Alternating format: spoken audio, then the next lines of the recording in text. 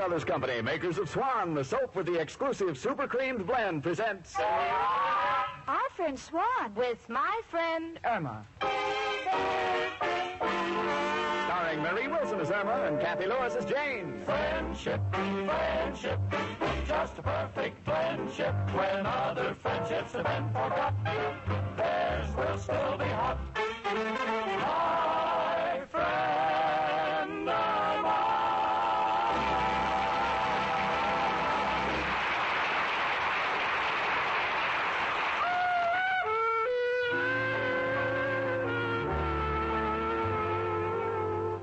Well, this is a wonderful spring day. Irma and I are at the window looking down below. On the sidewalk is an organ grinder with a monkey on a leash. Every time the monkey gets a penny, the organ grinder pulls on the leash and takes the penny from the monkey. And every time the monkey gets a banana, the organ grinder peels it for him. Irma's fascinated by this. Jane. Yeah, sweetie? Isn't it wonderful how the monkey has that organ grinder trained to do everything? I can answer Irma, but after living with her for over a year, the cost of aspirin is keeping me broke. Come in. Telegram from Miss Stacy. Oh, I'll take it. Here you are, boy. Oh, thanks, miss.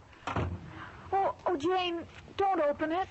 Why not? It's addressed to me. Oh, but telegrams get me so nervous. They always bring bad news. Oh, honey, that's preposterous. Oh, it's not. The last one I got told me my Uncle Henry had just gotten married.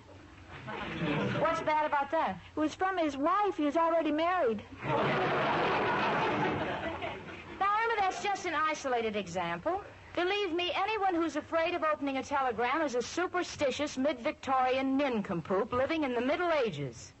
Irma, please open a telegram for me. Oh, all right, Jane.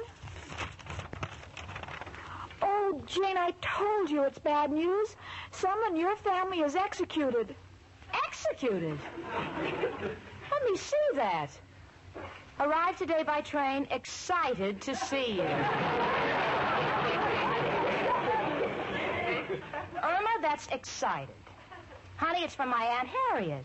She's coming to New York for a visit. Oh, isn't that nice? Yeah. Dear old Aunt Harriet.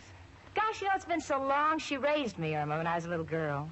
She was so strict. I remember when she took me to the movies, if there was any kissing on the screen, Aunt Harriet would cover my eyes with her hand. The last picture we saw was with Clara Bow. Clara Bow? Wasn't she the girl who was supposed to have it? She may have had it, but I never got to see it.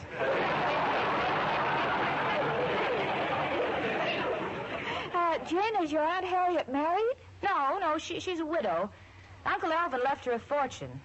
She's quite lonely, though. She's getting on in years. I'm her only living relative.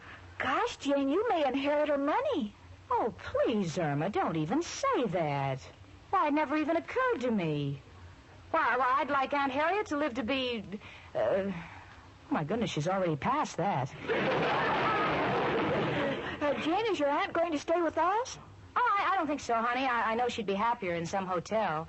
Jane, the reason you want to send her to a hotel isn't because you're ashamed of me, is it? Oh, Irma, of course not. And what about Al? Go on, say it. You must be ashamed of him. But I'm not. You must be. Everyone else is. I'm not ashamed of Al, sweetie. It's just that Aunt Harriet happens to be a very straight-laced person. And, well, she's a shrewd businesswoman. I don't think she'd be interested in Al's deals. Oh, he wouldn't do anything. No? I can just picture the meeting. Aunt Harriet would come in, and before I could say, "This is Al," he'd be saying to Aunt Harriet, "Because I like Jane, gonna let you in on a good thing." And before I can separate the two of them, Al would have sold her a piece of property that could only be seen at low tide when the water is clear. Come in. It's only me, Professor Kropotkin.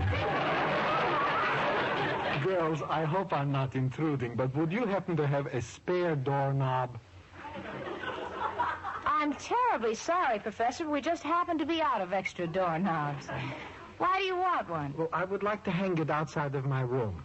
So when our landlady, Mrs. O'Reilly, walks by, maybe she'll see it and get me a door. Oh, Professor. I was only trying to cheer you up. I thought maybe that telegram in your hand is bad news. Oh, this?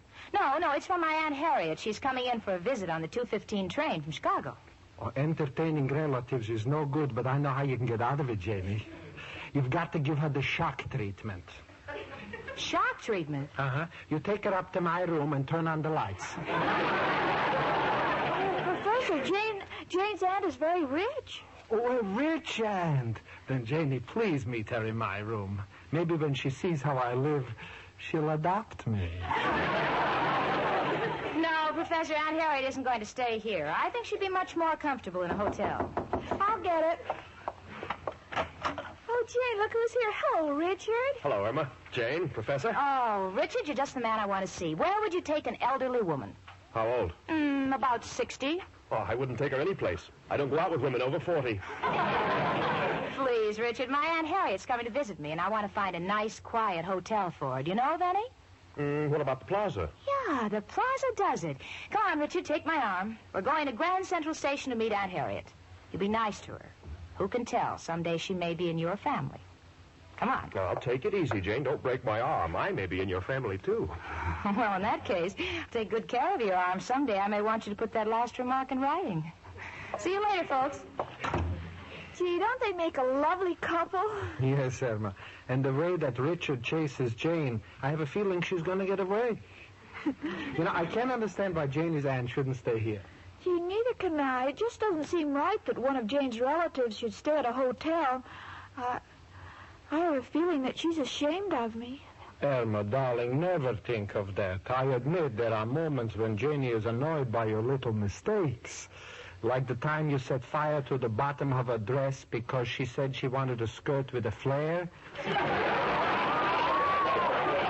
I'm sure she loves you. Oh, I don't know. It's me, chicken. Oh, come on in, Al, honey. Hiya, chicken. Hello, Professor. Hello, Al. Well, it's 3 o'clock, feeding time. I think I'll go back to my room. What do you mean feeding time? Well, Al, a little bird built a nest outside of my window, and sometimes he comes back with extra bread. Gee, chicken, wish Jane was here. I got a deal she can't laugh at this time. Well, I'll listen to it, Al. What is it? It's absolutely ingenious. I'm going to patent a long shoe with a compartment in the toe filled with samples. So when a housewife slams the door on a salesman's foot, he can still show her the merchandise. What do you think of it, chicken? I like it, Al. Well, you don't seem very enthusiastic. What's on your mind, chicken? Well, I'm always proud of you and your deals, but I don't think Jane is. What do you mean, chicken? Well, Jane has a rich aunt visiting her, and... Oh, I'll do that again. Do what again? When I said rich, your ears stood up. Well, that's just a reflex, like when someone says, "Here come the cops," my feet start moving. You say this aunt of Jane's is rich? Yes, and Jane says she's getting on in years and is very fond of Jane. Oh, but Al, I wouldn't want you to get any dishonest ideas. Chicken, that's hitting below the belt. You know my scruples. I'm only indicating a slight interest because I feel sorry for these rich dames. What do you mean, Al? Well, they all follow a pattern. They leave half of their dough to a relative like Jane, and the other half is wasted on some foolish thing like a home for one-eyed goats or wayward pigeons. When with a little handling in this situation, it could go to you and me and our children. Oh, when you say the word children, I hear the patter of little feet in my head. So, chicken, allow me to present my plan. But Al, we're not even related to Jane's aunt. Oh, chicken, forget that nonsense about blood being thicker than water. That's propaganda. I guess you're right, Al. We can be as thick as anybody. Please, chicken, my only object is to get in solid with the dear lady. Now, where is she stopping? At the plaza. Good. Now, we send her a little gift right off. I know, flowers. We could send her a brace of petunias, a spray of violets on a background of gardenias, or maybe a mess of orchids. Can't make up my mind. Why not, Al? Got no money. Al, I'll be glad to lend you the money. Oh, no, chicken, I would never take money from you. After we're married and you're still working steady, that's different. Then it becomes respectable. Oh, Al, I'm so lucky to be going with a man of character like you. Well, you either got it or you ain't. I just happen to be filthy with the stuff. Hello, Irma and Al. Oh, hello, Miss O'Reilly. My, My, you look nice. You're wearing your hair differently. Oh, thank you, Irma. It's the new upsweep. Of course the professor don't like it. He said before I swept it up, I should have raked it. You look younger than ever. Something we can do for you, Mrs. O'Reilly? Well, if you'd be so kind. My niece and nephew are taking me to a pig roast. Oh, and it's going to be so good to be back among all my friends. Now, my niece's little baby's asleep up in my room, and little Muriel Martin's going to sit with him. Now, when she comes home from school, would you give her this key to my room and these $2 I promised her? We'll take care of everything, Mrs. O'Reilly. Thanks. Irma, dear, I dressed in a hurry. Did I paste my eyelashes on straight? No, one is higher than the other. Oh, glory be, I must get my heels fixed. Don't forget the baby. Goodbye. Al, you're putting the $2 in your pocket. Chicken, you are now looking at the latest thing in babysitters. Who, Al? You and me. Well, what about little Muriel? She'll be here any minute to sit with a baby. Chicken, this is a competitive world. First come, first served. You and I watch the kid, and with the $2, we send flowers to Aunt Harriet. But, Al, I don't know anything about babies. I know they have to be bathed and oiled and powdered, but I wouldn't know where to oil him. You'll learn. But, Al, do you think it's right for us to be babysitters? Chicken, don't you see what a wonderful opportunity this is? This will be a test case of our marriage. Want to see how it'll feel to have a baby. Oh, Al, this is just like playing house. Now, you bring the baby up, and I'll get something for him to eat. Uh-huh. What do you got? Well, let me look in the cupboard. Now, let's see. Graham crackers, ketchup, Strong Heart. Strong Heart? That's dog food. Yes, I bought 6 cans of it. But, Chicken, you don't have a dog. I know, but it was such a bargain. Skip the food. Open a bottle of milk while I go and send some flowers to dear Aunt Harriet. And I'll be right back with the baby. Oh, and, Al. What, Chicken? If anyone sees you walking upstairs with a baby, it might be embarrassing. So if they ask you if you're the father, just tell them you don't know.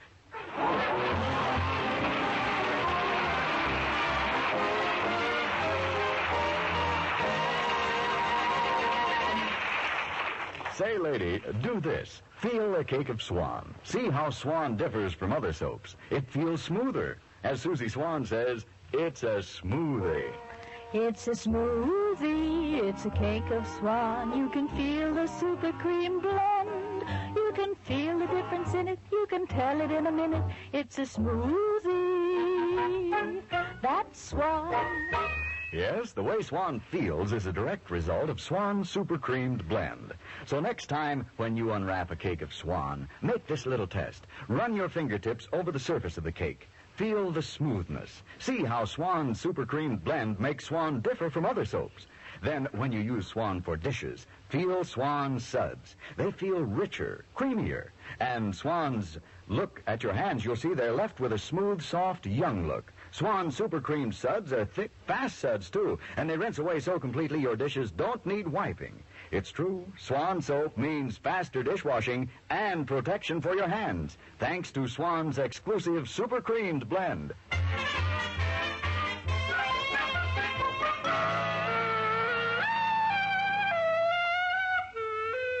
Well, Richard and I are at Grand Central Station waiting for Aunt Harriet.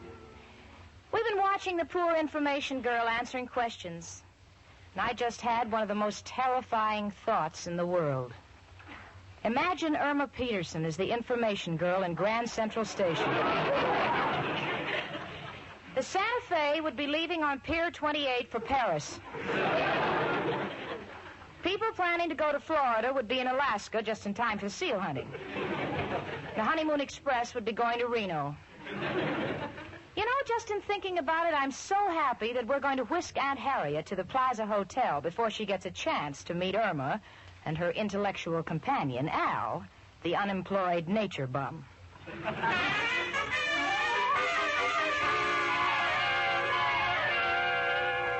Chicken, when we're through with Aunt Harriet, she'll be putty in our hand. Oh, look, Al, the little baby's going to sleep. He's a cute little shaver, huh? Bless his little heart. Look how he snuggles next to you, Al. You know, you'd make the greatest father in the world. Who else would ever think of giving a baby a kitchen knife to play with? It was nothing, Chicken. Happen to know when a kid cuts his teeth, he has to have something to cut with. And what about you, chicken? What a mother you'd make. Who would have thought of putting chocolate on his feet? Well, Al, that's a woman's instinct. At least now when the baby puts his foot in his mouth, he'll put on weight.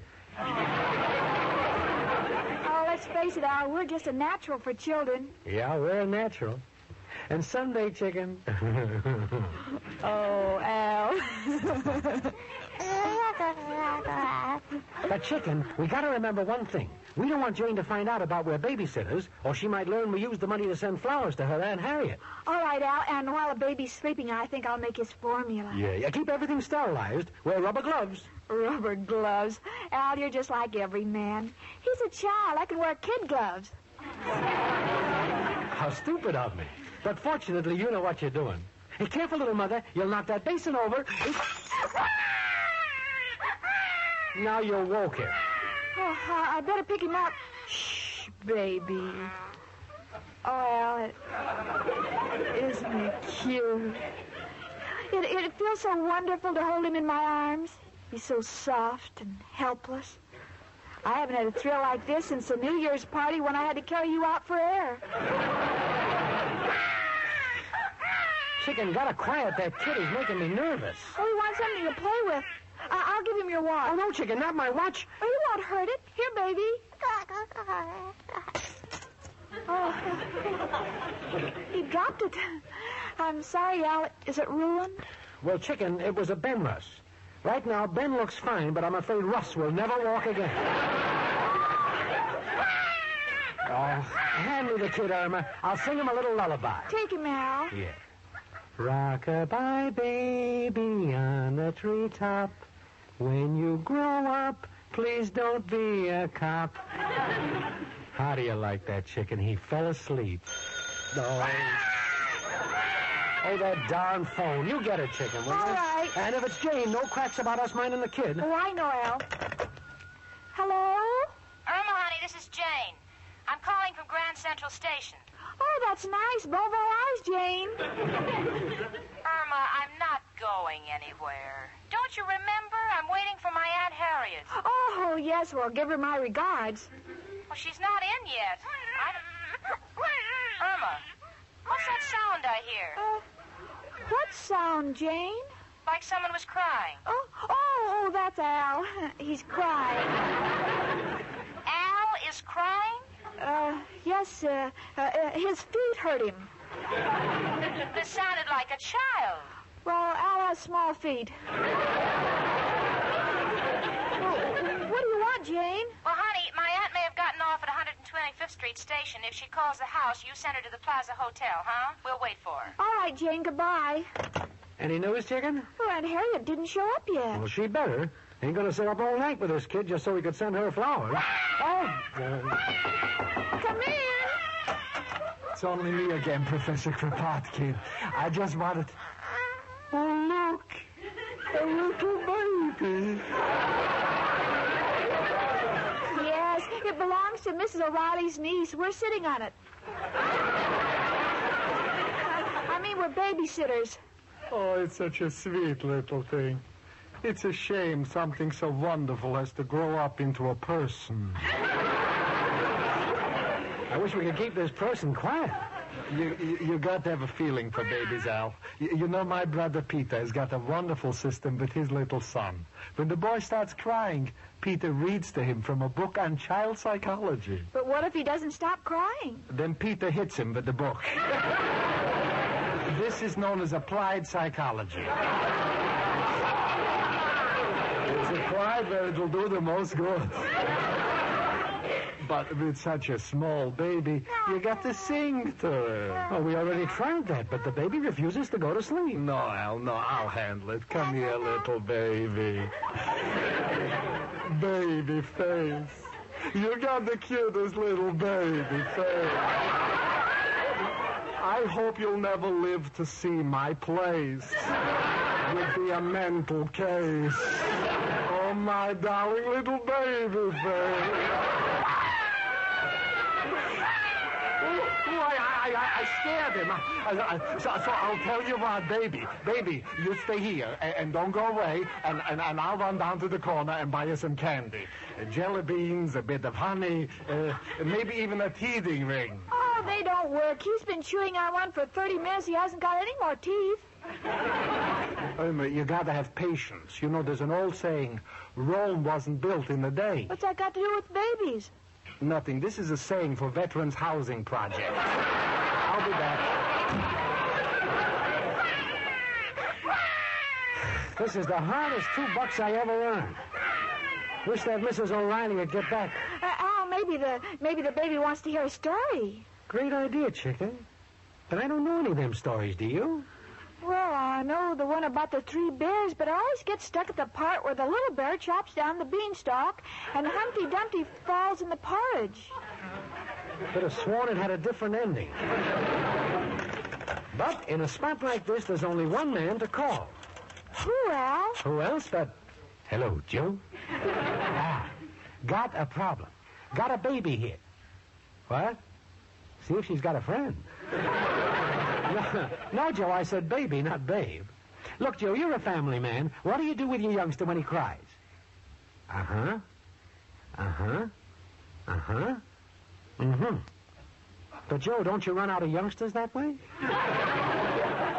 Got a feeling, Joe, you're not a man to discuss children with. However, we'll call you when another problem arises. Goodbye, noble friend. No help, Al? No. Oh, gee. Maybe the baby wants to play. Great idea. Get the cards, Irma. Oh, no, Al. Oh, look. The baby likes you. He's going to sleep. Oh, great. Couldn't have stood it another minute. There. Oh, that phone. Take the kid, Irma. I'll get it. All right. Hello? Oh, it's you, Al. Oh, yeah, Jane. Where are you? Well, we're at the hotel waiting for Aunt Harriet, but I can't understand... Al, what was that noise? What noise? Well, I'm sure I heard a baby crying. Baby? No, that was Irma. What is this? A little while ago you were crying and now Irma's crying.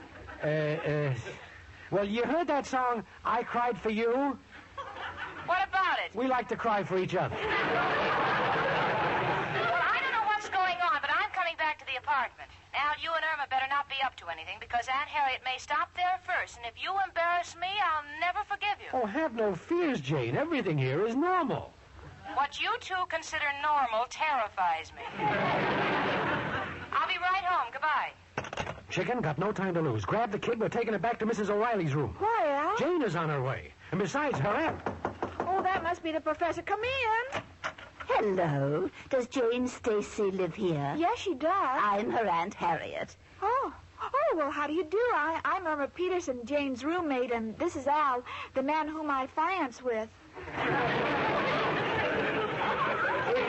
It is indeed a rare pleasure to meet one so fair and gracious and, shall we say, rich as you, Aunt Harriet. Oh, thank you. I told Jane to meet me, but I changed my plans. Oh, what an adorable baby. Is it yours? Well, no, that is... Well, then it must be. Why, of course, I can see the family resemblance. Oh, it's got the Stacy eyes. It's Jane. Huh? Jane? Oh, I'm so happy. She wrote me she was going with the fellow, and I was hoping she'd settle down and marry. Who is the man? What's his name? His name is Richard, but... Well, here I am with the jelly beans for my little baby. Oh, the father! Come here and kiss your Aunt Harriet. The father? Yes. And let me be the first to say he looks just like you. And let me be the first to say you're completely out of your mind. Wait a minute, Aunt Harriet. He's not the father. You see... Hi, everybody. Oh, Aunt Harriet, what are you doing here? We were waiting for you at the station. Oh, the last minute I took the plane. Oh, well, no wonder. Well, Aunt Harriet, I want you to meet Richard Rhinelander. Richard, this is my Aunt Harriet. I'm glad to know you. Oh, let me look at you, my boy. So, Jane, you finally landed him. What? How long have you two been married? Married? We're not married. Oh, please, dear, I've already seen the child. Oh, no. No, Irma's as old as I am.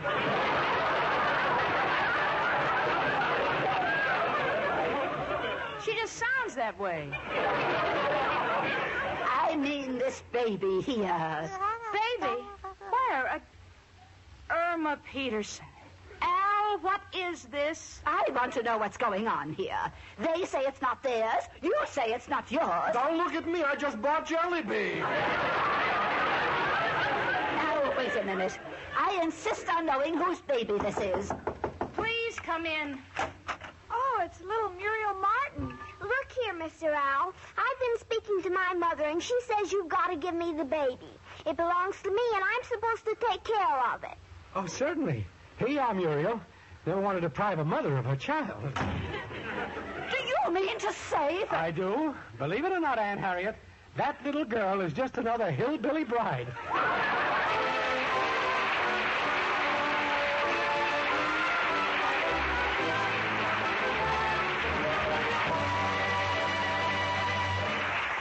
Say, ladies, here's a tip that will save you money. Listen. Take advantage of that exciting lever buy two sale. That's right. You can save 50% on a beautiful modern aluminum saucepan. Just the kind of a 2-quart saucepan with cover that's so useful in your kitchen. It's made of fine 18-gauge aluminum. And what's more, it has a no-twist handle. And both the handle and the cover knob are made of no-burn Bakelite. And here's more good news. This gleaming saucepan of Regal aluminum ware is worth $2. But you can get it for only $1 if you take advantage of the Lever Buy 2 sale. Here's all you do to get it. Send in the wrappers from 2 cakes of Swan soap. That's right. 2 Swan wrappers is all it takes. You can get handy order blanks at your store. Orders will be sent postpaid within 3 weeks. The offer expires August 1st, 1948. It's subject to state and local regulations. Send your money and wrappers from 2 cakes of Swan and your name and address to Lever Homemakers Club, Box 1, New York City. Well,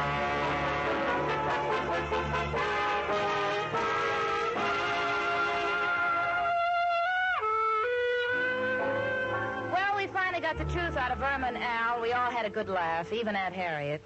But Irma, having held a baby in her arms, cannot wait until she has some of her own. In fact, she's just finished knitting 5 little booties for the baby's feet.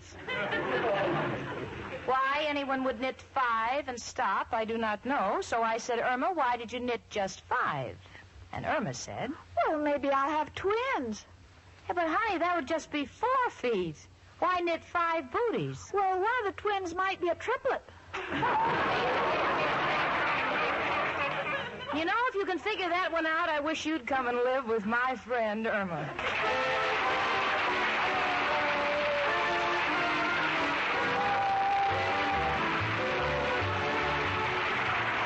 My Friend Irma, presented by Swan, another fine product of Lever Brothers Company, was produced and directed by Cy Howard. Tonight's script was written by Cy Howard and Park Levy. Folks, next Monday evening, listen again to... Our friend Swan. With my friend Irma.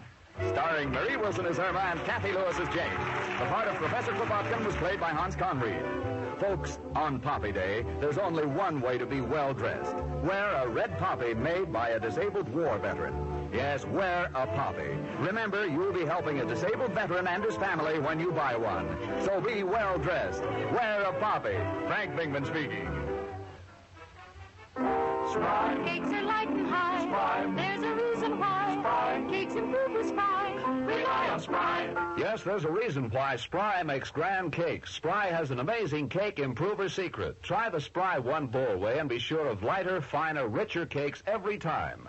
No other type of shortening as Spry's Cake Improver. For new cake-making success, try Spry, the pure all-vegetable shortening. Rely on Spry. S-P-R-Y. Rely on Spry. S-P-R-Y.